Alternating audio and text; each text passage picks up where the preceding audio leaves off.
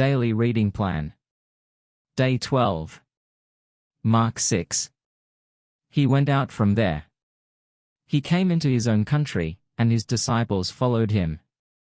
When the Sabbath had come, he began to teach in the synagogue, and many hearing him were astonished, saying, "Where did this man get these things? And what is the wisdom that is given to this man, that such mighty works come about by his hands? Isn't this the carpenter, the son of Mary and brother of James, Joses, Judah, and Simon? Aren't his sisters here with us?" So they were offended at him. Jesus said to them, "A prophet is not without honor, except in his own country, and among his own relatives, and in his own house." He could do no mighty work there, except that he laid his hands on a few sick people and healed them. He marveled because of their unbelief. He went around the villages teaching. He called to himself the 12, and began to send them out 2 by 2, and he gave them authority over the unclean spirits. He commanded them that they should take nothing for their journey, except a staff only, no bread, no wallet, no money in their purse, but to wear sandals, and not put on 2 tunics. He said to them, "Wherever you enter into a house, stay there until you depart from there. Whoever will not receive you nor hear you, as you depart from there, shake off the dust that is under your feet for a testimony against them. Assuredly, I tell you, it will be more tolerable for Sodom and Gomorrah in the day of judgment than for that city." They went out and preached that people should repent. They cast out many demons, and anointed many with oil who were sick and healed them. King Herod heard this, for his name had become known, and he said, "John the Baptizer has risen from the dead, and therefore these powers are at work in him." But others said, "He is Elijah." Others said, "He is a prophet, or like one of the prophets." But Herod, when he heard this, said, "This is John, whom I beheaded. He has risen from the dead." For Herod himself had sent out and arrested John and bound him in prison for the sake of Herodias, his brother Philip's wife, for he had married her. For John had said to Herod, "It is not lawful for you to have your brother's wife." Herodias set herself against him and desired to kill him, but she couldn't, for Herod feared John, knowing that he was a righteous and holy man, and kept him safe. When he heard him, he did many things, and he heard him gladly. Then a convenient day came when Herod on his birthday made a supper for his nobles, the high officers, and the chief men of Galilee. When the daughter of Herodias herself came in and danced, she pleased Herod and those sitting with him. The king said to the young lady, "Ask me whatever you want, and I will give it to you." He swore to her, "Whatever you ask of me, I will give you, up to half of my kingdom." She went out and said to her mother, "What shall I ask?" She said, "The head of John the Baptizer." She came in immediately with haste to the king and requested, "I want you to give me right now the head of John the Baptizer on a platter." The king was exceedingly sorry, but for the sake of his oaths and of his dinner guests, he didn't wish to refuse her. Immediately the king sent out a soldier of his guard and commanded to bring John's head, and he went and beheaded him in the prison, and brought his head on a platter, and gave it to the young lady, and the young lady gave it to her mother. When his disciples heard this, they came and took up his corpse and laid it in a tomb. The apostles gathered themselves together to Jesus, and they told him all things, whatever they had done, and whatever they had taught. He said to them, "Come away into a deserted place, and rest a while." For there were many coming and going, and they had no leisure so much as to eat. They went away in the boat to a deserted place by themselves. They saw them going, and many recognized him and ran there on foot from all the cities. They arrived before them and came together to him. Jesus came out, saw a great multitude, and he had compassion on them because they were like sheep without a shepherd, and he began to teach them many things. When it was late in the day, his disciples came to him and said, "This place is deserted, and it is late in the day. Send them away, that they may go into the surrounding country and villages and buy themselves bread, for they have nothing to eat." But he answered them, "You give them something to eat." They asked him, "Shall we go and buy 200 denarii worth of bread and give them something to eat?" He said to them, "How many loaves do you have? Go see." When they knew, they said, 5, and 2 fish. he commanded them that everyone should sit down in groups on the green grass. They sat down in ranks, by hundreds and by fifties.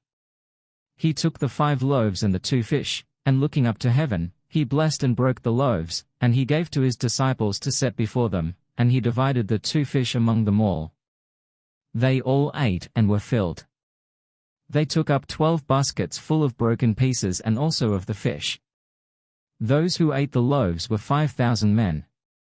Immediately he made his disciples get into the boat and go ahead to the other side, to Bethsaida, while he himself sent the multitude away. After he had taken leave of them, he went up the mountain to pray. When evening had come, the boat was in the middle of the sea, and he was alone on the land. Seeing them distressed in rowing, for the wind was contrary to them, about the 4th watch of the night he came to them, walking on the sea, and he would have passed by them, but they, when they saw him walking on the sea, supposed that it was a ghost, and cried out, for they all saw him and were troubled. But he immediately spoke with them and said to them, "Cheer up! It is I. Don't be afraid." He got into the boat with them, and the wind ceased, and they were very amazed among themselves, and marveled, for they hadn't understood about the loaves, but their hearts were hardened. When they had crossed over, they came to land at Gennesaret and moored to the shore. When they had come out of the boat, immediately the people recognized him, and ran around that whole region, and began to bring those who were sick on their mats to where they heard he was. Wherever he entered, into villages, or into cities, or into the country, they laid the sick in the marketplaces and begged him that they might just touch the fringe of his garment, and as many as touched him were made well. Mark 6:156. Mark 7. Then the Pharisees and some of the scribes gathered together to him, having come from Jerusalem. Now when they saw some of his disciples eating bread with defiled, that is unwashed, hands, they found fault. For the Pharisees and all the Jews don't eat unless they wash their hands and forearms, holding to the tradition of the elders. They don't eat when they come from the marketplace unless they bathe themselves, and there are many other things which they have received to hold to, washings of cups, pitchers, bronze vessels, and couches. The Pharisees and the scribes asked him, "Why don't your disciples walk according to the tradition of the elders, but eat their bread with unwashed hands?" He answered them, "Well did Isaiah prophesy of you hypocrites, as it is written, This people honors me with their lips, but their heart is far from me. They worship me in vain, teaching as doctrines the commandments of men. For you set aside the commandment of God, and hold tightly to the tradition of men, the washing of pitchers and cups, and you do many other such things." He said to them, "Full well do you reject the commandment of God, that you may keep your tradition. For Moses said, Honor your father and your mother, and, he who speaks evil of father or mother, let him be put to death. But you say, if a man tells his father or his mother, Whatever profit you might have received from me is korban, that is to say, given to God, then you no longer allow him to do anything for his father or his mother, making void the word of God by your tradition which you have handed down. You do many things like this." He called all the multitude to himself and said to them, "Hear me, all of you, and understand. There is nothing from outside of the man that going into him can defile him, but the things which proceed out of the man are those that defile the man. If anyone has ears to hear, let him hear." When he had entered into a house away from the multitude, his disciples asked him about the parable.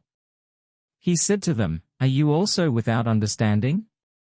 Don't you perceive that whatever goes into the man from outside can't defile him, because it doesn't go into his heart, but into his stomach, then into the latrine, making all foods clean? He said, that which proceeds out of the man, that defiles the man.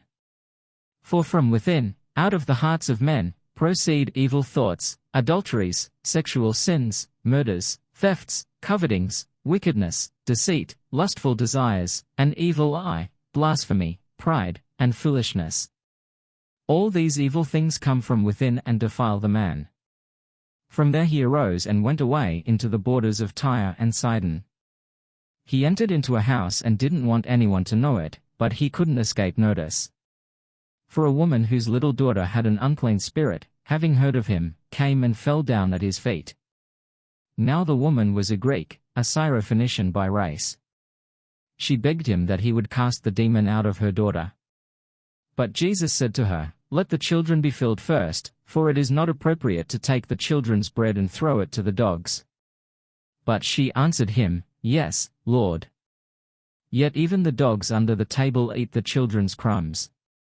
He said to her, "For this saying, go your way. The demon has gone out of your daughter." She went away to her house, and found the child having been laid on the bed, with the demon gone out.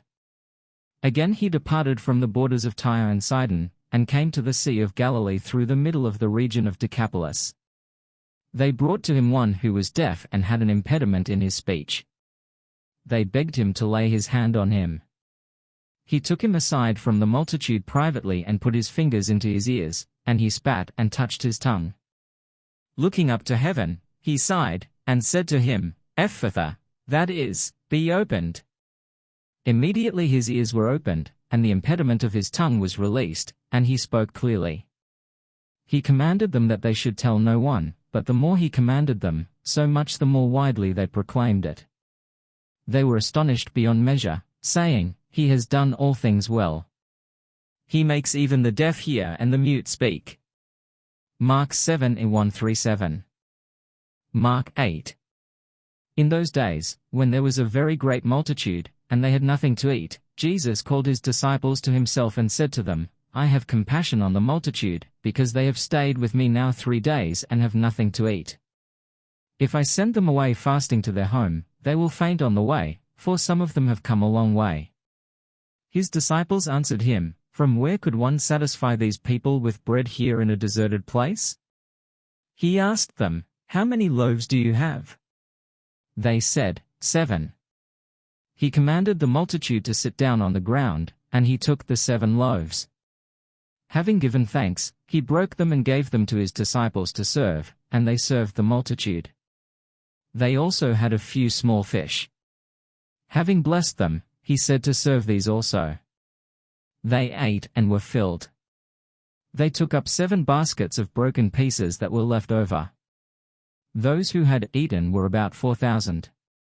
Then he sent them away. Immediately he entered into the boat with his disciples and came into the region of Dalmanutha. The Pharisees came out and began to question him, seeking from him a sign from heaven and testing him. He sighed deeply in his spirit and said, "Why does this generation seek a sign? Most certainly I tell you, no sign will be given to this generation." He left them, and again entering into the boat, departed to the other side. They forgot to take bread, and they didn't have more than 1 loaf in the boat with them. He warned them, saying, "Take heed, beware of the yeast of the Pharisees and the yeast of Herod." They reasoned with one another, saying, "It's because we have no bread." Jesus, perceiving it, said to them, "Why do you reason that it's because you have no bread? Don't you perceive yet or understand? Is your heart still hardened? Having eyes, don't you see? Having ears, don't you hear? Don't you remember? When I broke the 5 loaves among the 5,000, how many baskets full of broken pieces did you take up?" They told him, 12. When the 7 loaves fed the 4,000, how many baskets full of broken pieces did you take up? They told him, 7. He asked them, "Don't you understand yet?" He came to Bethsaida. They brought a blind man to him and begged him to touch him. He took hold of the blind man by the hand, and brought him out of the village. When he had spat on his eyes, and laid his hands on him, he asked him if he saw anything. He looked up, and said, "I see men, but I see them like walking trees." Then again he laid his hands on his eyes. He looked intently, and was restored, and saw everyone clearly. He sent him away to his house, saying, "Don't enter into the village, nor tell anyone in the village." Jesus went out, with his disciples, into the villages of Caesarea Philippi. On the way he asked his disciples, "Who do men say that I am?" They told him, "John the Baptizer, and others say Elijah, but others, one of the prophets." He said to them, "But who do you say that I am?" Peter answered, "You are the Christ." He commanded them that they should tell no one about him. He began to teach them that the Son of Man must suffer many things, and be rejected by the elders, the chief priests, and the scribes, and be killed, and after 3 days rise again. He spoke to them openly. Peter took him and began to rebuke him. But he, turning around and seeing his disciples, rebuked Peter, and said, "Get behind me, Satan. For you have in mind not the things of God, but the things of men." He called the multitude to himself with his disciples and said to them, "Whoever wants to come after me, let him deny himself, and take up his cross, and follow me. For whoever wants to save his life will lose it, and whoever will lose his life for my sake and the sake of the good news will save it. For what does it profit a man to gain the whole world and forfeit his life? For whoever will be ashamed of me and of my words in this adulterous and sinful generation, the Son of Man also will be ashamed of him when he comes in his Father's glory with the holy angels." Mark 8:136-38.